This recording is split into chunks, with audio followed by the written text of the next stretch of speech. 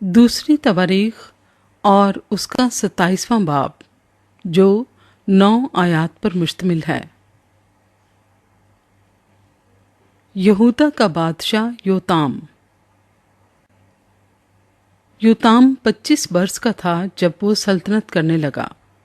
اور اس نے 16 برس یروشلم میں سلطنت کی۔ اس کی ماں کا نام یروسا تھا جو صدوق کی بیٹی تھی، اور اس نے وہی جو خداوند کی نظر میں درست ہے ٹھیک ایسا ہی کیا جیسا اس کے باپ عزیہ نے کیا تھا، مگر وہ خداوند کی ہیکل میں نہ گھسا، پر لوگ گناہ کرتے ہی رہے۔ اور اس نے خداوند کے گھر کا بلائی دروازہ بنایا، اور اوفل کی دیوار پر اس نے بہت کچھ تعمیر کیا، اور یہودا کے کوہستانی ملک میں اس نے شہر تعمیر کیے،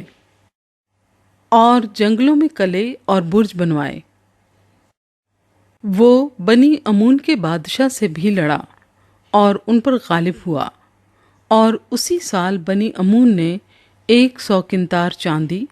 اور 10,000 کر گیہوں اور 10,000 کر جو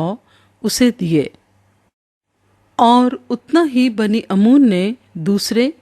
اور تیسرے برس بھی اسے دیا۔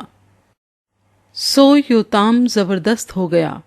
کیونکہ اس نے خداوند اپنے خدا کے آگے اپنی راہیں درست کی تھیں،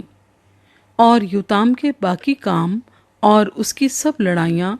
اور اس کے طور طریقے اسرائیل اور یہودا کے بادشاہوں کی کتاب میں قلم بند ہیں۔ وہ 25 برس کا تھا جب سلطنت کرنے لگا،